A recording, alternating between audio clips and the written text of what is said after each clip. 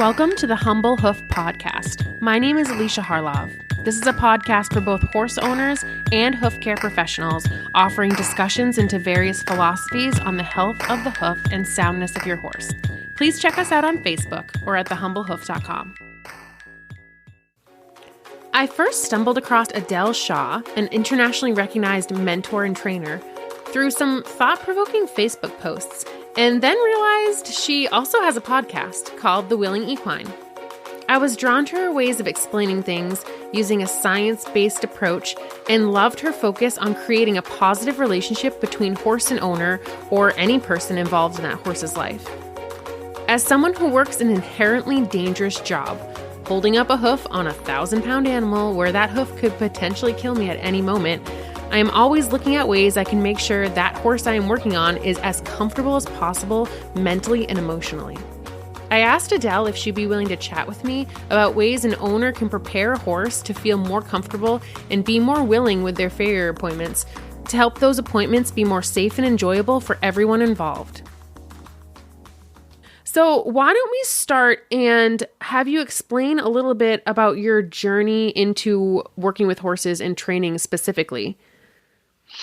Yeah, so it's a little bit of a wild ride. I got into horses when I was around 8. Pretty much was born, though, loving horses. You know, every little horse girl's dream. And I ended up having a riding facility like right down the road that I could bike to. And I started taking lessons there, and it was a hunter jumper facility. And I did lots of competitions and owned horses and stuff. But I started getting really interested in working with more, quote, problem horses.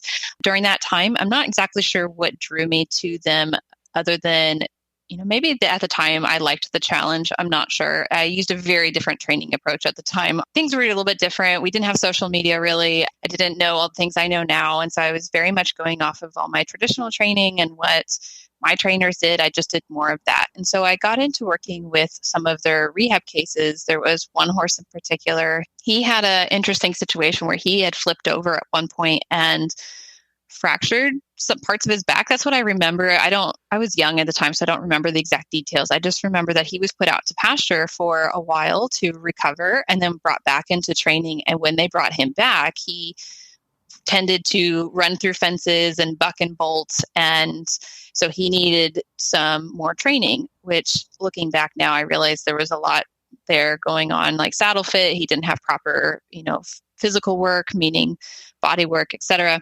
But I really enjoyed working with this horse and then getting him to the point where he was safe for somebody else to lease and then go and compete on. And he started winning ribbons and stuff. It was so reinforcing for me. And I just really enjoyed that process of helping him. And that was kind of one of my real first experiences in that process of figuring out that this was what I wanted to do. Now, between then and now, there's lots of ups and downs. I actually, at one point, wasn't working with horses at all. I started working with dogs. I, at one point, wasn't working with animals at all. I was actually doing professional makeup artistry and also nannying. So I was working for a family, and I had a bunch of young kids and kind of stepped away from the horse world for a little bit. Didn't last very long, though. And I always had horses, my own personal horses, but I just wasn't looking at it from a professional perspective or working at it with it in a professional way. And then I got a horse at one point. Her name was Tiger, and she was just pivotal in bringing me to where I am now. And she was so difficult to work with. She was supposed to be one of those husband safe, kid friendly, bomb proof, trail ride, whatever type horses. And she was anything but. And she really pushed me to start exploring other ways of working with horses. Now, throughout this whole time, I had explored natural horsemanship. I had explored really getting into different biomechanics and different ways of keeping horses. So I had been learning throughout this whole time, just it all kind of played a role here, but I had never looked into behavior and behavioral rehab and working with trauma and all of that until Tiger. So she was kind of that final little piece of the puzzle that really pushed me into this is what I want to do. This is who I am. This is where I feel very at home. And I love working with horses from a behavioral perspective. And she really pushed me into learning more about horses and behavior and how past experiences really shape them and us, and how we know so little as horse people as far as reading body language and understanding a horse's brains work and how they see the world and how they perceive our actions and just all things that we do and don't do that help or harm them. Yeah, so that was kind of like my big step into the behavioral side of things, was from my mare Tiger. Really pushed me into that. She also was a rearer and a bucker and a bolter, and it would take 2 hours to catch out of the pasture.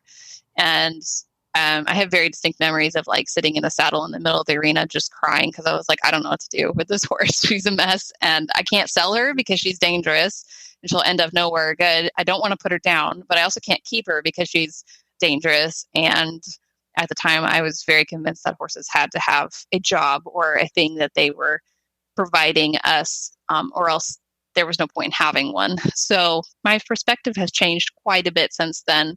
But yeah, so that's kind of the crash course on my history there. Yeah, and it's funny how so many of us, I feel like, have that one horse that we can sort of tie to what shaped our, like, where we are now and how things have changed for us throughout our careers. And, you know, obviously I know you through your podcast, and I've followed you a bit on your website, your blog, social media. And I know that you spend a lot of time working within the realm of positive reinforcement. And before we start talking about training and how we can better prepare, you know, owners, and how owners can better prepare horses for Hoofcare appointments, I was wondering if you can sort of delve a little bit into the 4 quadrants of training and how you ended up gravitating towards the one you do use now. Yeah, so the 4 quadrants we're talking about positive reinforcement, negative reinforcement, positive punishment, and negative punishment. And this is just one kind of lens to look at behavior through and what reinforces or motivates behavior or decreases behavior. So positive reinforcement and negative reinforcement are about motivating or creating behavior. So there's a reinforcer involved. And then positive just is, you have to think about it like math, like it's an addition to. So positive, you're adding. And then negative reinforcement is more about subtraction. You're removing something to be the reinforcer. So it's not about feeling good or feeling bad or something being good or being bad. It's just, we're just talking like science here. We're just talking very cold, neutral terms. It's positive reinforcement. So the addition of a reinforcer to increase the likelihood that a behavior is going to occur again, or negative reinforcement, which is just the subtraction of something to reinforce the behavior. So this is what traditional training, negative reinforcement, pressure and release, that's all negative reinforcement. Most of natural horsemanship and pretty much everything that's out there to this day is really based on negative reinforcement. And again, negative doesn't mean bad. It's just mathematical, scientific term. And then we've got positive punishment, which people are pretty familiar with. And it's like when you think of the horse bites you and you smack them, that's positive punishment. You are adding an aversive, so something unpleasant, to decrease the likelihood of the behavior occurring again. So you're smacking the horse in hopes that it will stop biting. Negative punishment is much less thought of or common in the horse world, but it does happen. It is part of learning. It is a thing. Negative punishment is the removal of something that the horse desires as a punisher. The best example I have of this would be talking about maybe kids. If you have 2 kids fighting over a toy because they both want it, and then you take the toy away and you're like, I'm taking the toy away because you guys won't stop fighting. If you guys, stop doing that, I'll give you guys the toy back. But if you're taking away that toy is the punishment, you're trying to punish that behavior of fighting over it in hopes that the behavior will decrease, that they will stop fighting over the toy. So that would be an example of negative punishment. And we see this a lot with kids and humans in general. It shows up a little bit less often in horses, though. So yeah, hopefully all that was pretty clear. I would highly recommend people go and do some research on operant conditioning. This is what this is all about. It's operant, and it's about learning. It's just the way that we learn. It's just a way that we learn to do more behavior or less behavior. So a really simple example of how we experience this as humans on a day-to-day basis is, When you were younger, you probably touched a hot stove and you got burned. That would be an experience, a positive punishment experience. We experience stuff like this: positive reinforcement, negative reinforcement, positive punishment, negative punishment, every day, all the time. Horses do too. Whether we're in a training session or not, they are experiencing all of this in different amounts and in different ways throughout every waking moment of their lives. And because of that, they're learning to do more of something or less of something. And so it's not so much that positive reinforcement, and this I'll dive into more about what I do in a second. Something like positive reinforcement that I hear a lot of people think of it as like a method, that positive reinforcement is a method. I tend to say that I train with a positive reinforcement focus, meaning that my focus is on utilizing as much positive reinforcement as possible, but it in itself is not a method, just as negative reinforcement in itself is not a method. I'm not going to name different methods, but there are so many different methods out there that all utilize negative reinforcement. It's just a way that horses learn. And same thing with positive reinforcement. The way I utilize positive reinforcement in my training may look very different from how somebody down the road utilizes positive reinforcement in their training. It's just a way that we learn. And so it's not in itself a method. So I started utilizing and focusing on adding positive reinforcement into my training. And that process has gradually increased over the years. I started off with, what I thought was lots of positive reinforcement. But now that I've learned more, I realized that I was still mostly using negative reinforcement, but just kind of adding a little bit of positive reinforcement here and there. Now I would say I'm doing a lot better as far as implementing as much positive reinforcement as possible. I started gravitating towards that because of another aspect to it, which is it creates a positive association. So that, or a good or pleasant association with whatever's happening. So when I bring positive reinforcement to the table, when I'm training with lots of positive reinforcement, I'm also just happen to be using classical conditioning, which means I'm just creating association. So because I bring lots of good things, I'm showing the horse how to do things in a pleasant way. And I'm just creating that association with myself and with the training that it is going to have a pleasant outcome, that it's going to be good, that they're going to enjoy it, that they're going to have a good experience throughout it. And I'm not bringing a bunch of aversive, so unpleasant things into the training experience. And us being humans and them being horses, we're already kind of at a disadvantage because we're not another horse. We tend to be more of a predator type compared to their prey type.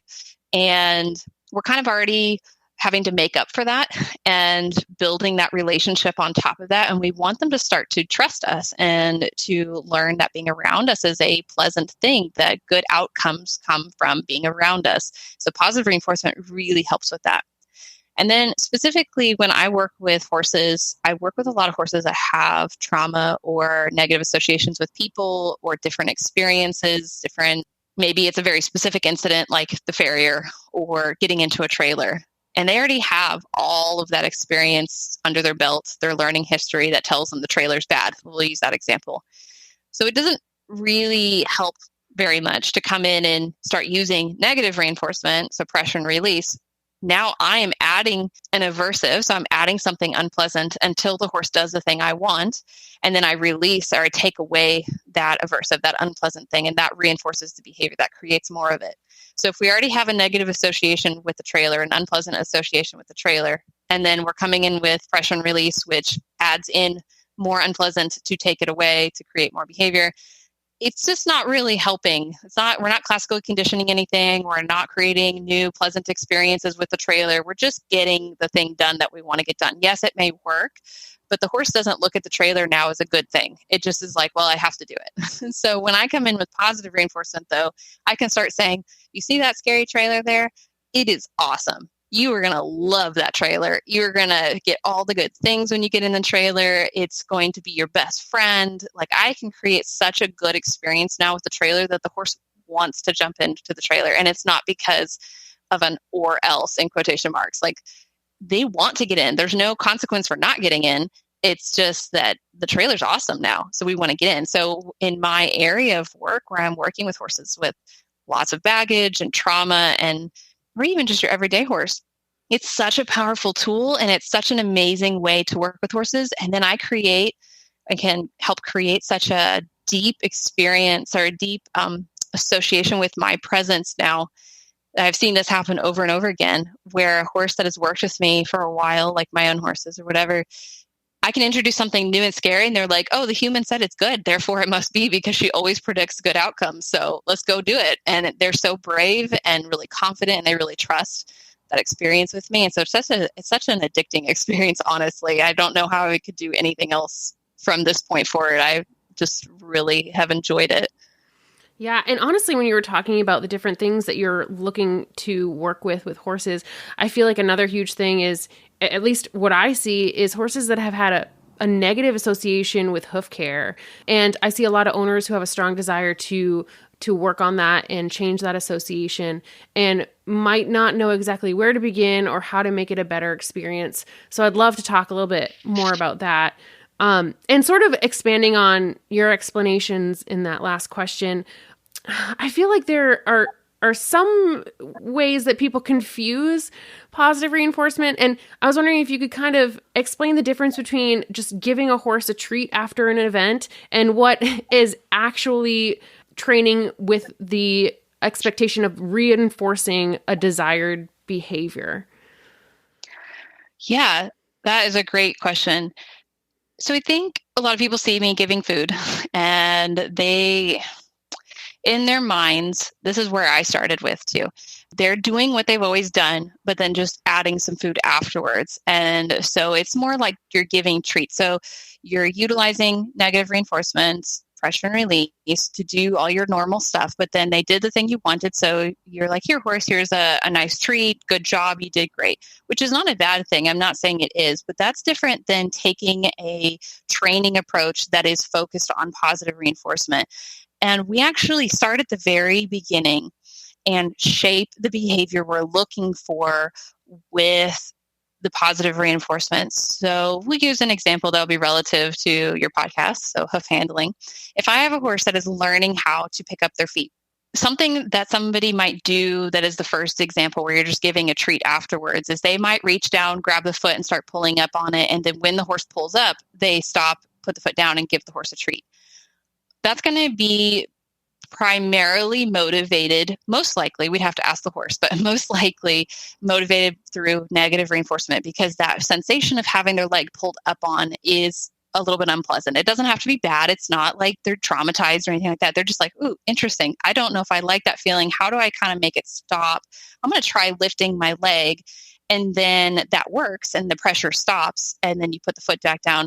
And then, yes, you gave them the treat afterwards, which makes it a little bit better because they're like, oh, I get a treat afterwards after I pick up my foot. That's cool too.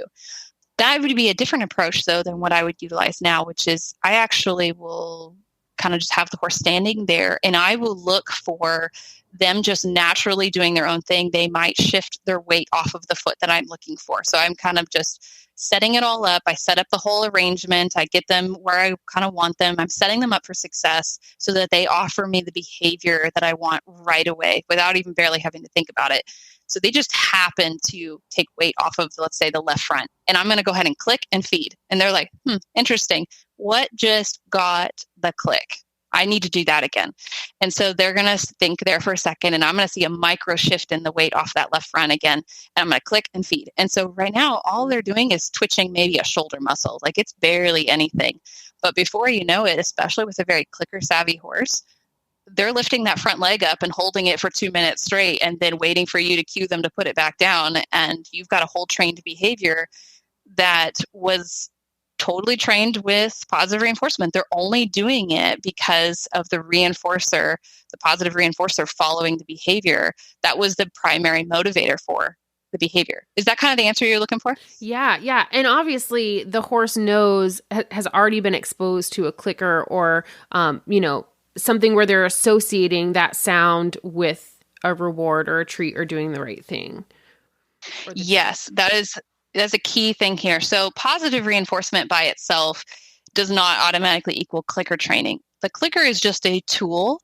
It's a precision tool. It's a tool that helps kind of bridge that time gap between when you see the behavior you're looking for and when the reinforcer arrives. Because you can imagine, like, let's say you saw the weight shift, but by the time you grab that food out of your pouch and take it all the way to the mouth of the horse, they're like, okay, that was super arbitrary. Like, they're going to be thinking whatever they did when you fed them is going to be, or when you reached into your pouch, is going to be the behavior that got reinforced, while you in your brain were thinking, I wanted that muscle twitch. So the click, though, can happen that very instant the muscle twitch happened. And if the horse has been introduced to the clicker and understands what it means as a cue, so what the clicker itself means, they will go, oh, it was the muscle twitch. And then that brought the food. And, then that's followed by the positive reinforcement. So the clicker helps create a lot of precision and accuracy in the training as a whole. And that has been pivotal in making positive reinforcement more practical and effective as a training approach.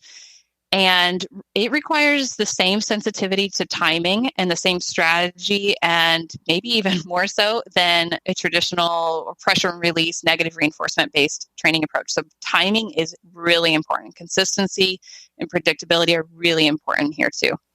Yeah. And I'm glad that you mentioned the timing consistency, because my next question was going to be, can we do it wrong? And I feel like that what you just said sort of answers that. But, I have had owners who are very conscientious and they really want to do something that's going to be a good, positive experience for their horse, and is going to shape behaviors that they want.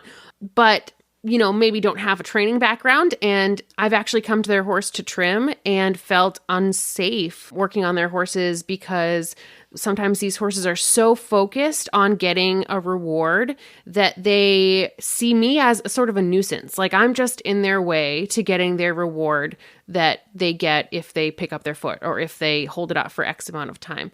And so I was wondering if there is, is there a way that it can be done wrong, and, how might we start to change that?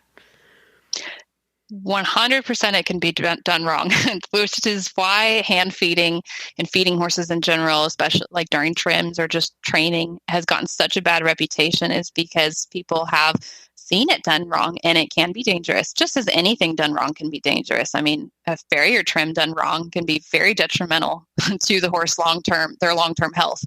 And so can training traditionally and with natural horsemanship. All of that done wrong has a poor outcome. So poor training, poor application has a poor outcome.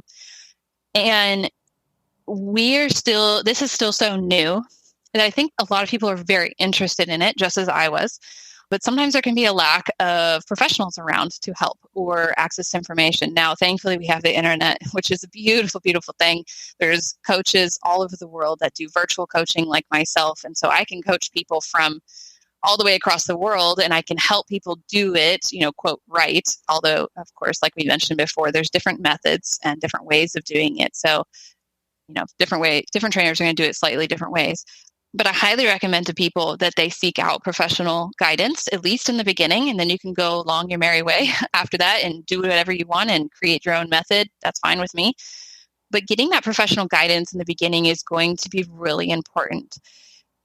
But going deeper into what you mentioned about you being a nuisance and the horse feeling you feeling really unsafe in that experience, this can come from multiple different reasons.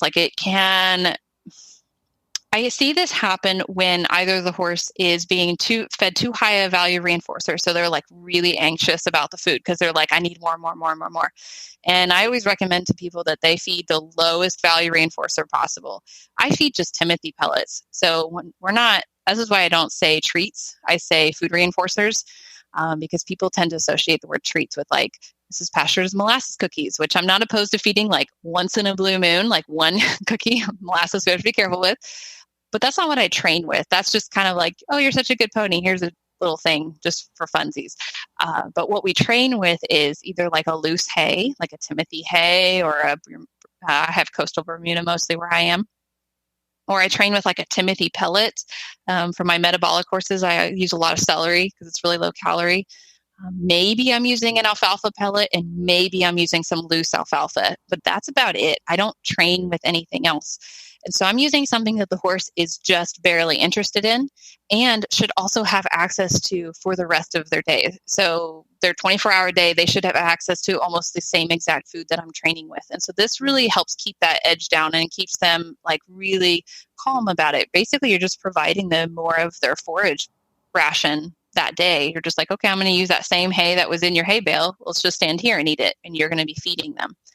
So that can be one aspect to why they are not settled during the farrier appointment, is that the handler might be using too high value reinforcer that's getting them too worked up, too excited. It's like trying to get a kid to sit still in school while you're feeding them ice cream. Like, it's just not going to work.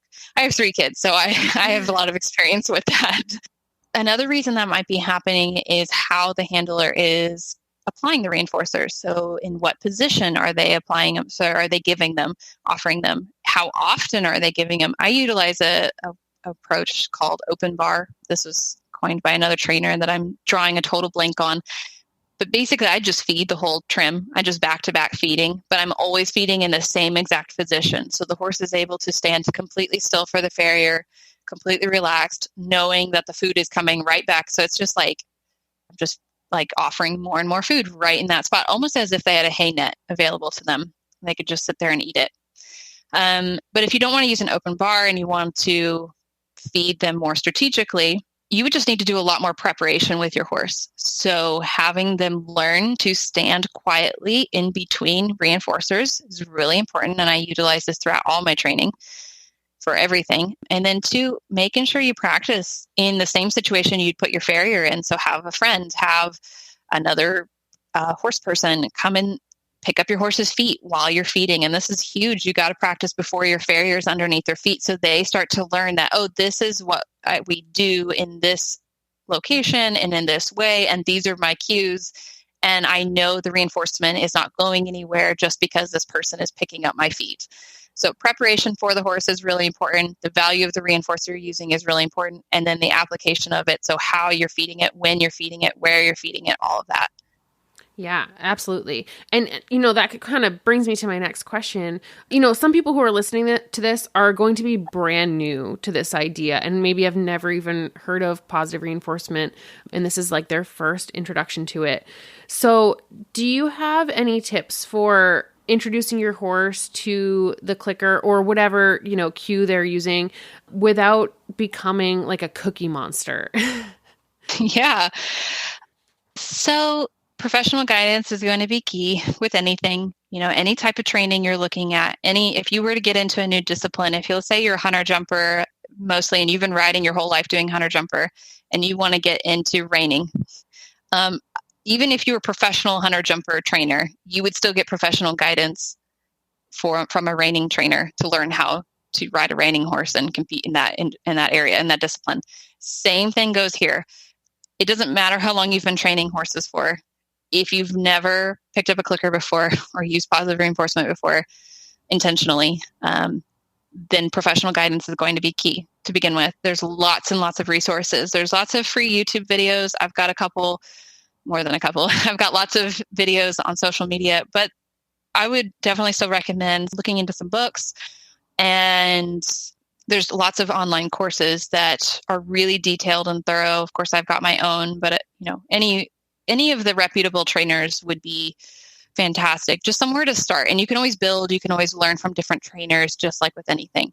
So with that being said, though, before you get started, a huge aspect to this is making sure your horse is provided their basic needs, especially when it comes to food and gut health. So making sure they have forage throughout the day and making sure that their stomachs are happy and comfortable are going to be pivotal in making sure that you're setting you guys up for success, because we can accidentally step into an area that is, well, I should say this. A lot of people struggle with introducing positive reinforcement and don't understand why it's not working or it's creating, quote, cookie monsters or whatever, when they're following the guidelines that they've been given.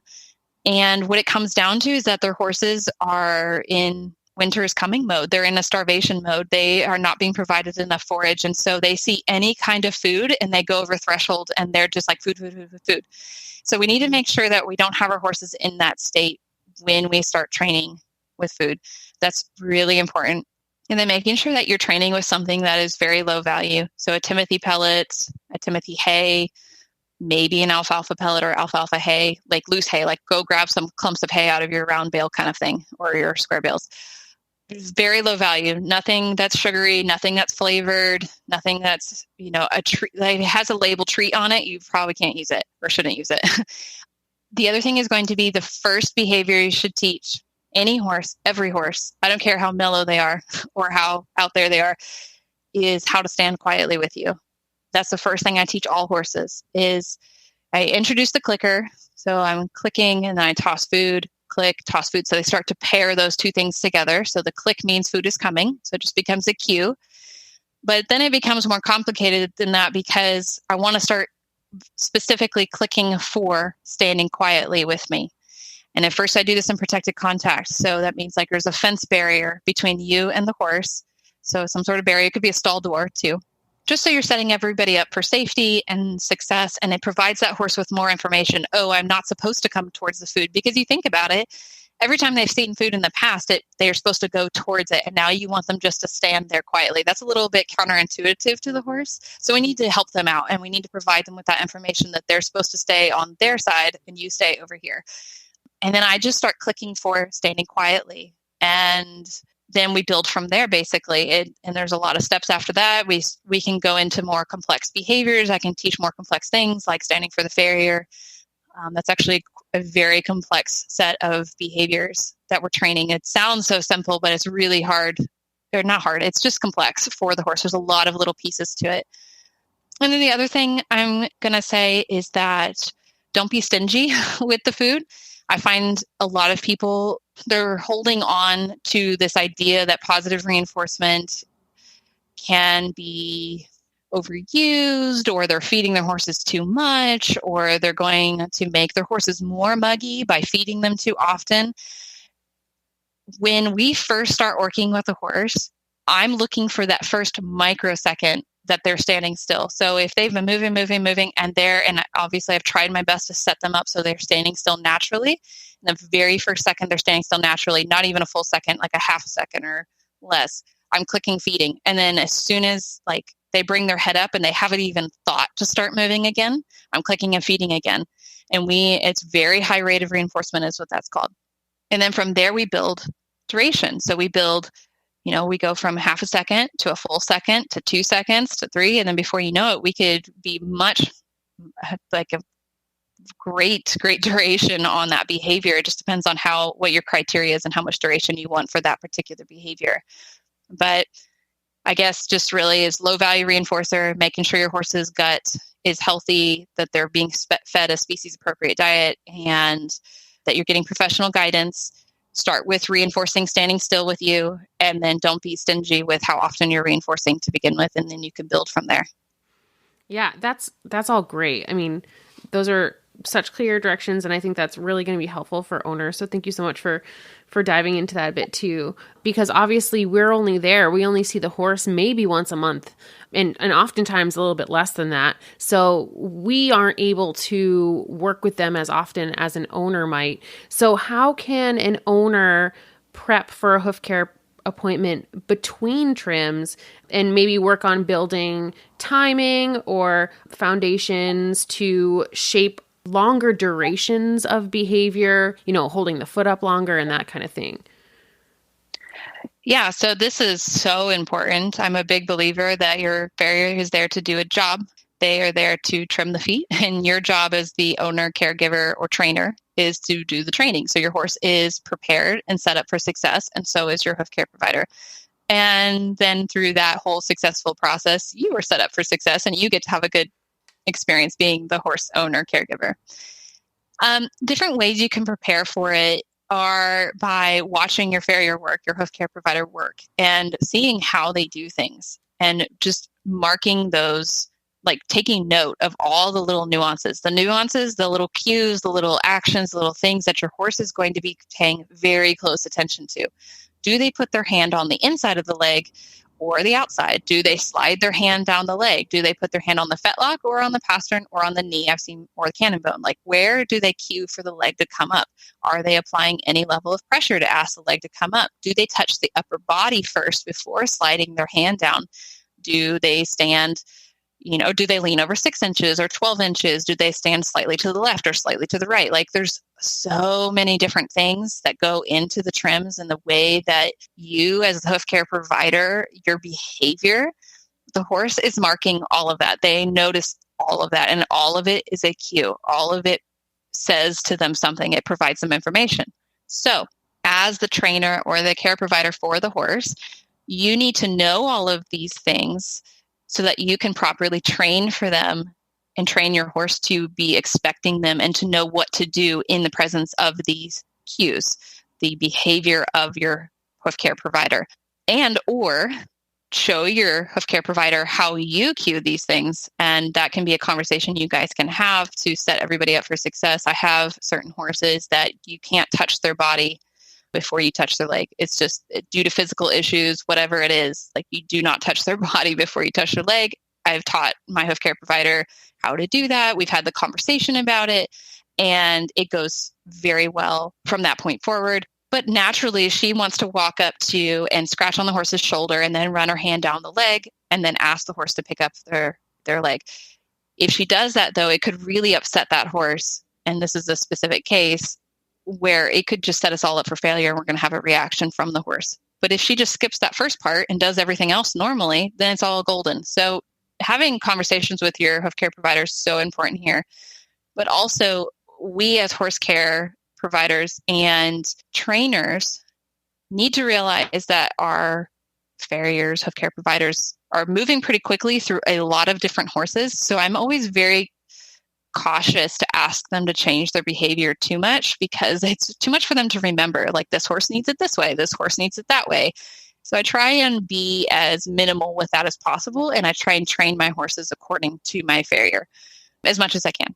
So with that being said, having all of that, writing it down, being very detailed about it, and then creating a game plan, a shaping plan according to that. And I find one of the biggest steps here is that you, as the horse care provider or the trainer, may have a certain trust history with that horse, and they may be willing to do most all of that for you. But it is critical that they can do it for another person, because your farrier only shows up, every 5 to 6 weeks. And so if you can get another person involved, a spouse, a friend, another person at the barn, an older child, something like that, to help you, even just to stand there, that can make a big difference for your horse. I find a lot of us are doing our training on our own, myself included. It may seem weird, but I pretty much train and I'm at my facility on my own most of the time. And so it can be weird for my horses to be like, oh, there's another person here today. And that puts them on a little bit of an alert sometimes. So while they will pick up their feet from me and hold it for X amount of time and do all these things, as soon as a second person is involved, everything changes, because the cue has changed and the environment has changed. The context has changed. Everything's changed for them. So we need to practice that ahead of time. And then just, like you mentioned, the duration. So taking note, how long does my farrier need to have the hoof for? Well, they need to have it for 2 minutes. Okay, great. Now I have my criteria. I need to shape holding this foot in my hand for 2 minutes. And I would probably say just a little bit more, because on a bad day, the horse is going to revert back to a shorter duration, a lower criteria. So you want to train for more than your farrier needs, so that when things are not so pretty, it still goes fairly well. Yeah, there's so many different little things that we have to plan for and train for. I could probably spend a whole hour going through each of those.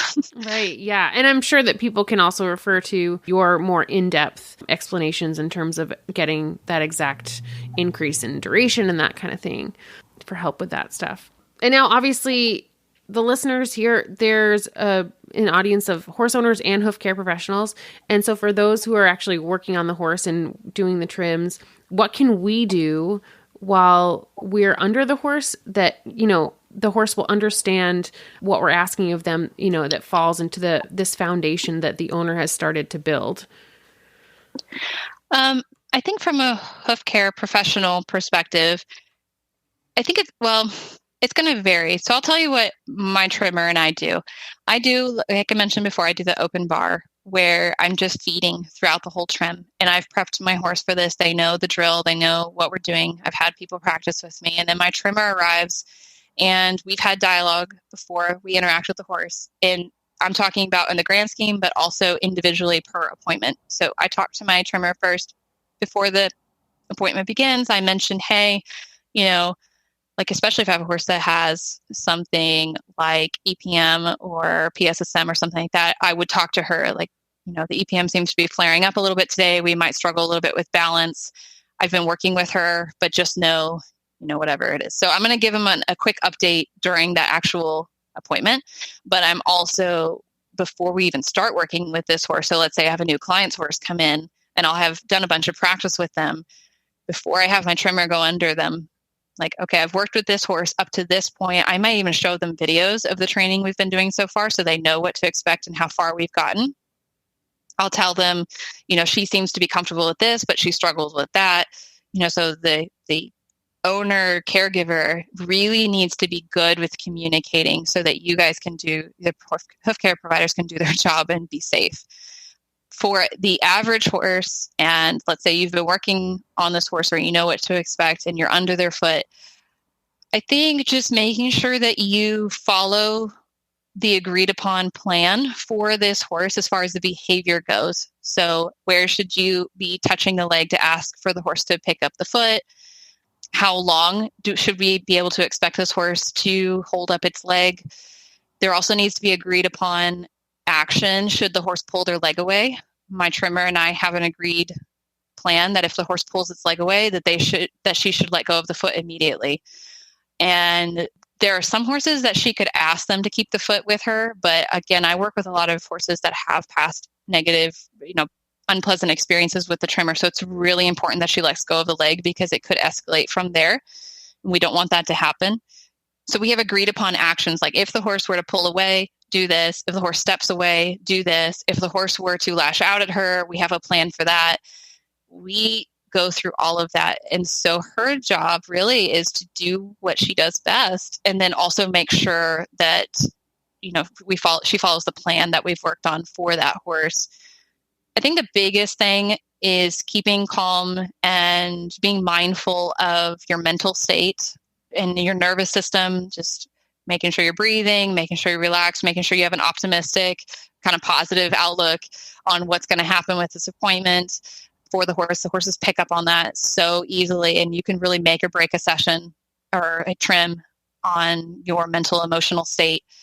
And then, communicating back to the caregiver. So there's times where my my trimmer is underneath my horse and the horse is kind of moving around a whole lot. And she'll be like, hey, he's moving around a whole lot. Is there something going on? I'll be like, oh yeah. And then so I'll kind of adjust how I'm feeding or where I'm feeding, or I'll ask her, when you get to a stopping point, put the foot down, I'll walk him off and come back. Maybe that'll fix it. So we're constantly having dialogue throughout. And she really gives my horses the benefit of the doubt, which I absolutely so appreciate. I don't know if that answers your question, but that's just some things that came to mind. Oh, no, it totally does. I mean, just even having that positive outlook, I've noticed that myself with working with horses that maybe have, might be a little bit nervous with the farrier. If I show that, or if I feel anxious, the horse is anxious. Yeah. And if I have that same kind of, positive, like this is going to go, well, or, we're going to work through whatever comes up, then there tends to be a lot better outcome because we're all more calm throughout the whole thing. So yeah, for sure. Yeah. So on that same vein, I think one thing that a lot of us as hoof care providers think about are horses that have had that negative experience with a farrier before, and how can we make this a better experience in the future? And I didn't know if you had any tips for hoof care providers and for owners that have a horse that might have a phobia of the farrier. Yeah, I think a lot of the recommendations I gave for training for the horse owner caregiver to do with the horse before the farrier ever arrives are going to apply here. I highly recommend looking into cooperative care. I don't know that we have enough time to dive into it fully here, but I will tell you there's lots of videos on YouTube, and I'm also more than happy to refer people if they want to email me, and I have lots of resources for it. But cooperative care really helps the horse feel not so trapped and not so just put between a rock and a hard place when it comes to having their feet handled. And cooperative care applies to like vet stuff. It applies to pretty much everything you could do with horses. But specifically in this case, when we're dealing with feet, I feel like people underestimate how scary of an idea it is to a flight animal to have their foot trapped. We're asking them to pick up a foot, and hold it for an extended period of time in our hands, which is the picking up the foot and holding it for an extended period of time is not something that they do on their own. Like they don't stand out in the pasture and hold up their foot for 2 minutes straight. Like that would be super weird. I would be calling the vet. So that action on its own requires a lot of muscle and balance and self-awareness and confidence and trust in what's happening. And so practicing that pretty frequently, but then also looking at it from the horse's perspective is going to help so much. I think our first reaction when the horse starts pulling their foot away or doesn't want to stand is to increase the intensity of how we're asking for the foot or holding onto the foot tighter. And all of this screams threat to a flight animal or to really anybody. This would scream threat. It'd scream just like, this is a bad situation to be in. So the horse is probably naturally going to go, oh my goodness, I need to get out of this. So we're actually making the situation a lot worse by increasing our intensity around what we're doing, what we're asking, what we're demanding from the horse. So taking down that inadvertent, unintentional kind of pressure we're applying and that goal-oriented mindset around the hoof care, taking down all that, like taking down a notch, is going to help our horses a lot. So for the professional or for the owner, while you're training and practicing in between, is going to help so much, especially for horses that have those phobias, that have that fear around having their hoofs handled. The more you trap them into it, the more you insist, the more pressure you apply, even if it's not intentional, even if it's not even so much physical, but through repeating it over and over again, by insisting that it happens, you're going to make it worse. So kind of doing the exact opposite of what we want to do is going to help this tremendously. The other thing would be just really trying to make it a positive experience for them. And I was saying positive in this context as pleasant, as good. This is where positive reinforcement, through technical learning terms, really comes into play with that classical conditioning that we talked about. You're going to start associating the arrival of food and just getting food back to back with having their feet handled. So before you know it, it's going to be like, oh, hoof handling, farrier equals lots of good things. My horses think my farrier is the best thing ever because it means lots of good food. So that's going to be another step. And then going back to that cooperative care, the reason I bring that up is because, horses don't get a say in a lot of their life and in what they do. And I don't know that they're walking around going like, I just don't have a say in things. I'm not saying that, but choice and control. So the ability to choose outcomes, the ability to control their environment, the ability to control outcomes is a primary reinforcer, meaning it is nearly or as valuable as food and water and being able to procreate and all of that to our horses. And it is to us too. And if you think about like a lot of people, this is an example I use because a lot of people are afraid of the dentist. Imagine if somebody took you out of your bed, drove you to the dentist, strapped you down, and had dentist work done on you. And you had no choice in it, no control over the outcome, no say in any of it, and you were just stuck there. Or else, like there'd be a consequence or it'd be really unpleasant for you. That's not going to make your phobia any better. It's going to make it much worse. Right. Versus, you get to set the appointment. You drive yourself when you're ready. You get to sit in the dentist's office and do your breathing exercises, whatever it is, talk to the dentist ahead of time, build that relationship with them. You get to sit in the chair when you're ready. The dentist asks you, okay, are you ready to have this done? This is exactly what I'm going to do. This is how I'm going to do it. You may still be a little bit worried, but it's going to help a lot. And then what starts to happen and this is what we do in cooperative care, is we do it in small pieces. So at first it's just, let's just go sit in the dentist chair and until you are ready to be done. And then we step back out. Like there's no dental work done. We just do this over and over again until you're completely comfortable. And then we go to the next step, and then we go to the next step. And going back to the horses, there is a specific way we can do this. While it's different, it's not the same as with people where I can sit there and explain to the person, I'm going to do this next, whatever.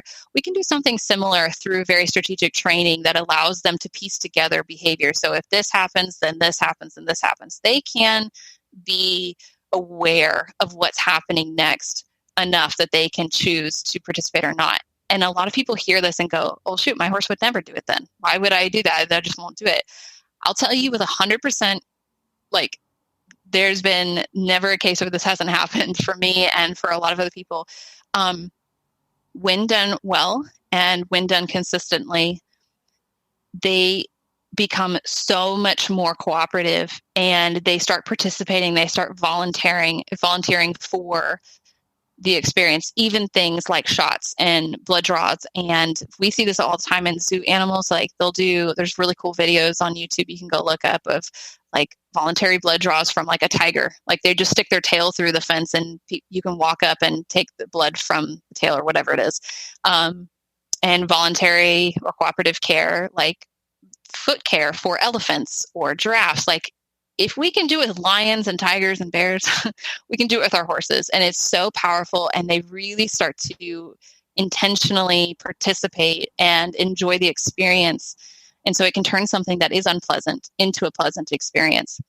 So that's going to be those kind of things are going to be my recommendations just off the top for people who are dealing with horses with really unpleasant past experiences. And this is something that as a Hoofcare professional, you can recommend to your clients as well. Yeah. And it's so interesting that you talk about the zoo animals, because just last week I had the opportunity to go shadow elephant trimming at a zoo. And so there were 2 elephants there. And when we finished working on the first elephant, they let her out of the barn to go into the turnout paddock area. And we were working on the second elephant. And that first elephant kept coming back in and then wanting to participate again and wanted to be a part of what we were doing again. And I asked, is she upset that we're working on this other elephant? Is she trying to check on her? And they're like, no, she wants to be a part of the training. She wants the treats. She wants to be involved. They're basically choosing to put their foot up. I mean, they're totally unrestrained. So they're choosing to put their foot up on this big, metal looking hoof jack, and they stand there. Nobody's holding them there. They just put their foot there, and, they hold it there until they're done. And, sometimes they'll put their foot down, but it's never in a dangerous way. It's just okay, they want their foot back for a second. And that really impressed me and made me realize wow, we do have so much more potential with horses than I think we give them credit for. Yeah. An example I have personally that's right along those lines is my mare River. I put a mat down. I have this very specific mat that it means we're going to do hoof care. And I put the mat down, and she runs over to it, stands on it square. So she's also learned that on this mat we stand square. She stands on it square. We totally no restraints or anything. We then do all 4 of her feet. We trim them all. And then she's done, and we remove the mat, and she gets to do whatever. But if I put her back in her pen and I start working on the other horses, she gets so really upset. She's like, excuse me, I need to come back out and do. So I have to give her enrichment activities and things to do. So she's not just itching to come back out. But that's an example of cooperative care and how I have been able to, with repetition and practice, teach her.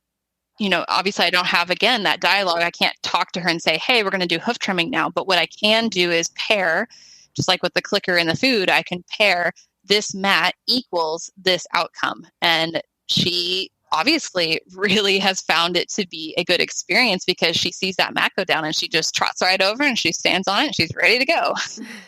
Yeah, that's awesome.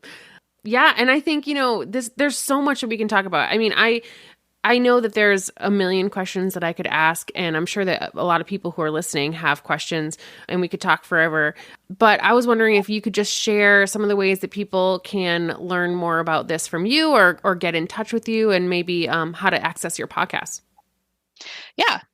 So the first place to start, I'd say, is my website. It's thewillingequine.com. On there, you'll find a link to my podcast, my blog, my online courses, my different services I offer, and pretty much anything else. There's also an FAQ on there and a resources page, so you can go and look at some of the books I recommend and videos and stuff like that. I also have a video library on there, so for some videos that you can kind of rent for educational purposes, like one on separation anxiety and stuff like that. Social media wise, it's The Willing Equine across all. I'm on TikTok, Instagram, YouTube, Facebook. What else is there? I'm on everything pretty much. And my podcast is The Willing Equine podcast as well. And yeah, so those are like a bunch of different ways. And you can always email me, info@thewillingequine.com, or there's a contact form on my website. And I'm happy to assist anybody who's having trouble with their horses. Maybe they've had bad past experiences, or maybe you've got a young horse that you want to kind of, quote, start the right way. I would love to assist in that. I think there's so much, like you mentioned, there's so much potential here for how we could transform that experience, the Hoofcare experience for horses that we're just now really starting to get into. And it can be such a beautiful experience that everybody really enjoys. Yeah, absolutely. Awesome. Well, I think that this was a really great conversation. I learned a lot too. And I really appreciate you being willing to do this with me and have a conversation about this. Yeah, for sure. Thank you for having me. Yeah. Awesome. Sounds good. Well, thank you so much. We'll talk to you soon. Thank you. Have a good rest of your day. You too. Bye. Bye. I always say that I'm slightly more hoof obsessed than the average person, and chances are, if you're listening to a Hoofcare podcast, you are too. So we should probably be friends. Feel free to find me on Facebook or email me at thehumblehoof@gmail.com.